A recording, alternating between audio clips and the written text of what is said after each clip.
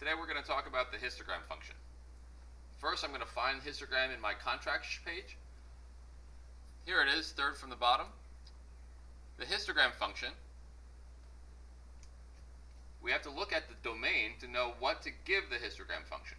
So looking at the domain, I can see that the histogram function needs a table, a string, and a number. Table, a string, and a number. So the table can be any table. The string has to name a column that will be used as the values of the histogram. So we're going to use the histogram to display a column of quantitative data. So we're going to look for a column that has values that we want to display. The third number is called the bin width. It'll tell us how wide each bar in the histogram will be. It's easier when we look at it to explain what that means. So let's go over and create some histograms and talk about how they work. So here I am in my animals program that has the animals data set in Pyret. So remember, this is the full animals table. And in this program, we've created two subsets, one called cats, that is just the cats, and one called dogs, that is just the dogs. These are the three tables we have in our program that we can make a histogram out of. Now, histograms are good for displaying quantitative data. In this table, the weight of the animal is a good column to display using a histogram. So we have a wide range of values that describe the weights of cats and dogs dogs weigh differently, and they also have different weights among themselves. So I want to display, let's start with the cats and their pounds, how much they weigh and how many animals weigh lower amounts and how many animals weigh higher amounts. We start by writing the function that we want to use, histogram, and we open a parenthesis and we state the name of the table. So we're going to start with the cats table. The values column that we want to display is the pounds of the cats. So I'm going to type the name of the column and I'm going to put it in quotation marks because the contract told me it had to be a string. Finally, we need a width of the bin to make each of the bars. We're going to start with a bin of 2 because we know the cats are smaller animals. But we don't know until we see the table if we're going to like that number or if we're going to want to make it bigger or smaller. Hitting enter to see our histogram. Okay, this is a good histogram. I can see a certain shape to it. There's not too much up and down, which we call noise in the histogram. I can see that there's one cat that weighs less than 2 pounds.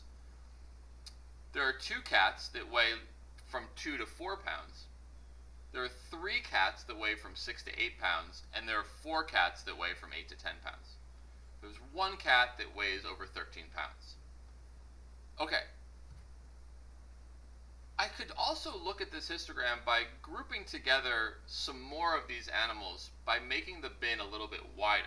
So I can see that there's actually a group of animals here from 0 to 4 pounds.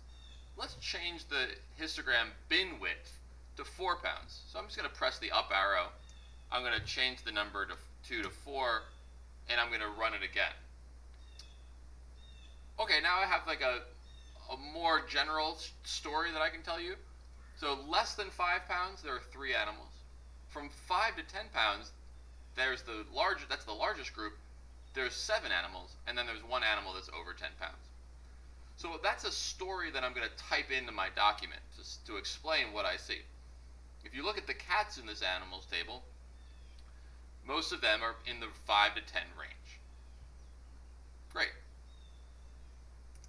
When you close that, you can always open it back up as an image and then copy that image and paste it into your document. Let's look at the next table. So I'm going to make a histogram with the dogs table, and I'm going to look at the pounds column. I'm going to start with the same number, 2, and let's see how it looks differently in the dogs. Oh wow, now the dogs are much more spread out in their weight. We have dogs that weigh in the 20 pounds range, but we also have dogs that weigh in the 150, 170 pound range. This is different than the cats. The cats were more grouped together, they were smaller numbers, and the dogs are larger numbers and they're more spread apart. well, let's make the bin size bigger, because then we can see these animals down here grouped together, these animals down here grouped together. These animals here, they go from 28 to 35 pounds. So I'm just going to round that and make it a bin of about 10.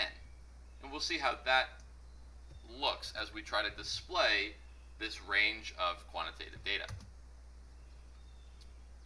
Okay, now I have a different story to tell. I can tell you that there are 2 dogs that are in the 30 to 32 pound range. I have 2 dogs that are in the 45 to 50 pound range. This really makes me want to group this together a little bit more. I'm going to go up to a bin of 25.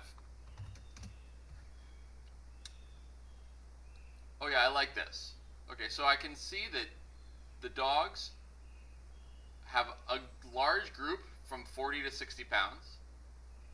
There's another smaller group from 60 to 80 and 80 to 100 pounds. There's 2 dogs above 160. And these are my observations that I'm going to type into my document.